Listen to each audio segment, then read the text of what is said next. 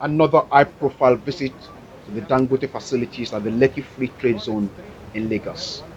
This time, it is the president of the African Development Bank, Dr. Akinwunmi Adesina, that has come calling.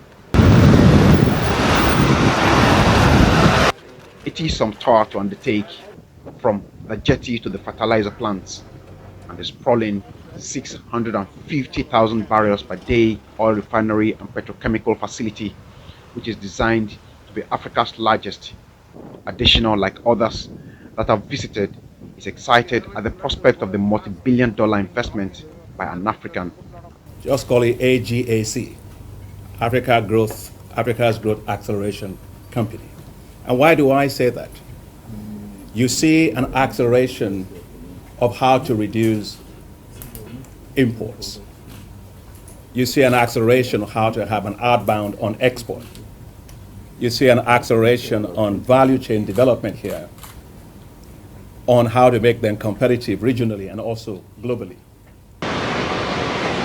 He is particularly excited at the capacity of such investment to greatly contribute to industrialize Africa, that is said to have about $38 trillion of natural resources, but keeps exporting raw materials. Reversing the trend and industrializing the continent is also a major area of focus for the ADB, where Adeshina presides. So that shows that this is somebody who has the vision, the drive, the commitment to Africa's development via industrialization. And for us as the African Development Bank, one of our key work is to industrialize Africa. When you industrialize, you create jobs. When you industrialize, you do import substitution. When you industrialize, you are able to capture market shares all around the world.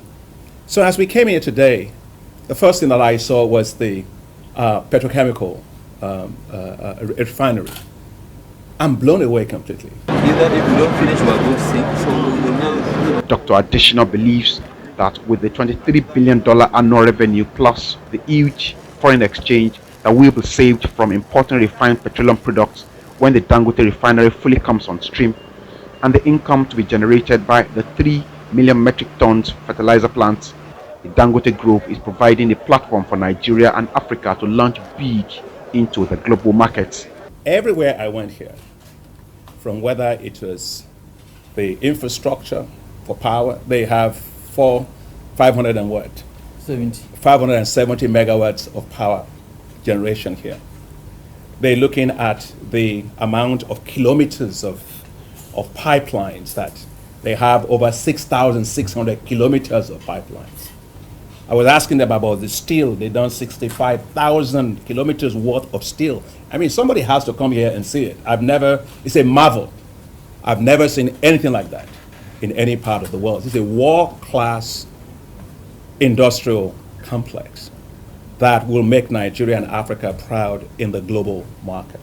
at the end of the day, after the maturity of all these businesses, we'll end up paying trillions of taxes, to the government. Government collects about 55% of our revenue as taxes, different taxes. Value-added tax, corporate tax, education tax, holding taxes when you are paying dividend, and we're not really complaining. We're happy that at least we're giving our own best, but also to really thank Mr. President, President Buhari for having this creation of road tax credit. The road tax credit, yes, is only good for companies that pay a lot of taxes. I mean, for us,